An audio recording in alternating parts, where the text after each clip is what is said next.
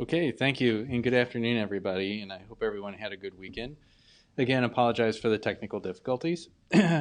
So we're going to get to our regional data here in just a few moments, but first I'd like to recognize that today St. Louis County and the city took another step towards a complete reopening of our economy, which is exciting. The state of Missouri follows tomorrow with a complete reopening of the state. So again, very exciting. Now, this is possible because of the steps that we've all taken in the past few months to socially distance ourselves, use proper hand hygiene, and wearing of masks in public. And it's these practices that will help us to continue to become more open up and go back to the things that we like to do. So it's important to remember, though, that just because we've reached these important steps, that doesn't mean that the hard work stops. We must continue to do those things that stop the spread of the virus. It's not gone, it's still out there, and it can still make people sick. Again, before getting to today's data, I'd like to share some slides with you that paint an important picture that we feel is also important to recognize in our community. And then afterwards, we'll get to our daily data, and then I'll take questions from the media.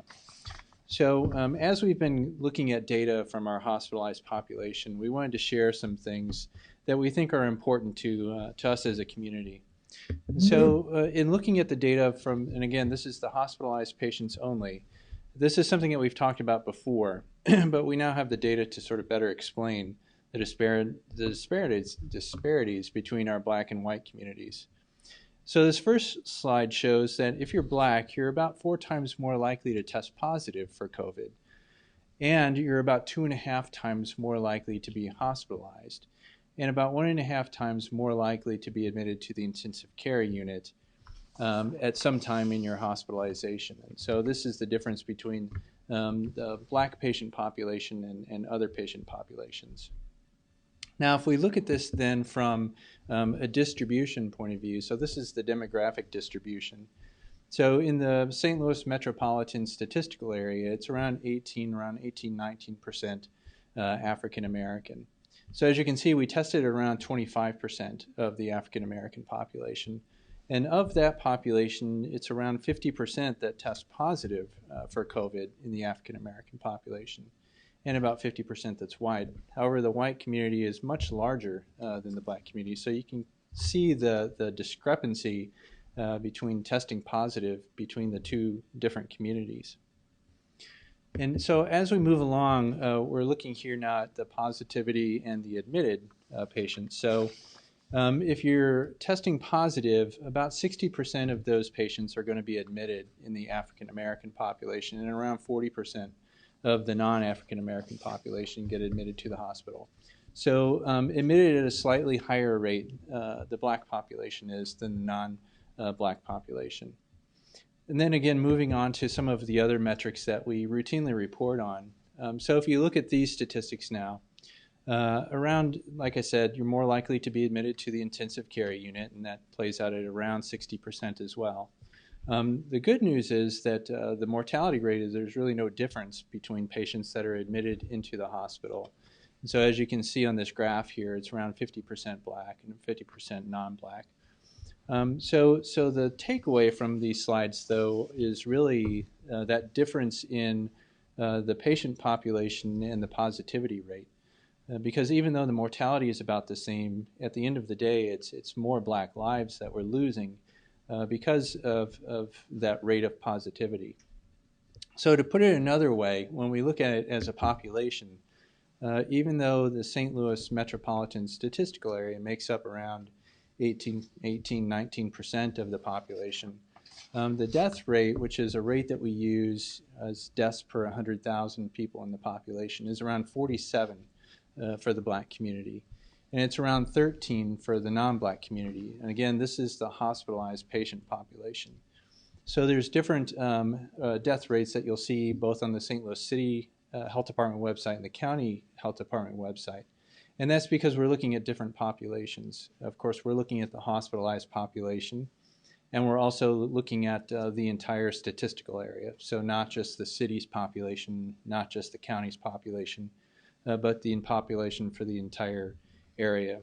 And so, again, this tells a story that we've said before, that COVID disproportionately affects the Black community much more than the non-Black community. And we've finally been able to generate some numbers in order to show that discrepancy. So moving on from here, let's move on to the data that we report daily. So as you can see, there's a chart here showing our hospital admissions, and it's the data that we show every day, and it continues to show progress. And the daily trend has been going down, which is good news. Today we report 5 new COVID admissions, bringing our rolling average to 15, the same as it was on Friday when we last spoke. So we saw a little bit of fluctuation over the weekend, which we expect to see. A reminder that the data is an average of the past 7 days with a 2-day lag, but we follow the trend line. We don't really follow those fluctuations day to day. We look at them, but we follow more the trend line than we do the day-to-day fluctuations. So that's good news. And then next, of course, is our hospitalization rolling average. So our hospitalization numbers continue to show progress as well. So again, this is our hospital census for COVID and patients under investigation, so patients that are suspected as COVID as well. Our rolling average today is 251, and that continues to decline. And so overall, our hospital census decreased too. Today it's at 246, and we'd like to see those trends continue, and we'd like them to stay low. So getting to our daily numbers here, so as I mentioned before, 246 hospitalizations today of confirmed COVID or suspected COVID patients. We have 66 confirmed COVID and suspected COVID patients in our intensive care unit, and we have 42 confirmed COVID or suspected COVID patients on our ventilators today. And again, onto our good news slide for the day. We had 9 patients that were discharged yesterday from our hospitals, 9 COVID patients that were discharged yesterday from our hospital, bringing our cumulative total to 2,581 since we started collecting our numbers with our first COVID patient in the region. And again, this is a tribute to all the hard work that our healthcare workers are doing, providing care for these patients so they get better and are able to go home to their families. So thank you all to our healthcare workers. So in conclusion, again, I wanted to recognize the progress that our region has made in keeping the right measures in place and helping to prevent spread while we continue to gradually reopen our economy. We'll continue to keep a really close eye on our data. We'll continue to share what we learn from our data with the community. And right now, we'd be happy to answer any questions that we have from the media. So thank you. Should we be concerned that some of these numbers seem to be rising more than they are falling? Are these fluctuations worrisome, or should we expect to see these? So we should expect to see the fluctuations. Now, again, as I had mentioned before, we don't really pay close attention to the day-to-day. I mean, we look at them, but we are more concerned with that rolling average because that tells us it reduces the noise and helps smooth things out to see what the trends are. And we continue to trend in the right direction, which is a good thing. Once you get down into the lower numbers, which is where we are right now, I mean, today we had daily admissions of 5, and we can't get much lower than that. When we see those fluctuations go up and down, it can skew sort of that average once you get to those lower numbers. but we're cautiously optimistic about the low numbers that we've been keeping.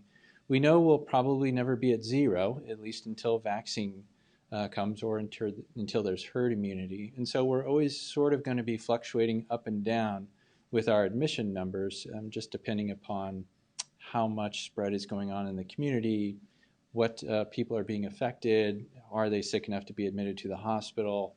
All those different things really play into that number. Mayor Crewson said today that the city is not requiring masks to be worn at gyms and fitness centers, though those centers may require them independently.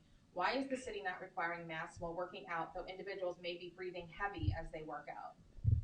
Well, I can't answer specifically to the city's requirements, so I'll talk a little bit about how do you decrease probability of infection, and that, of course, is wearing masks. So I can understand the challenge of wearing a mask while working out. Certainly, if you're breathing heavily, it can feel suffocating and inhibit a little bit of airflow when you're working out.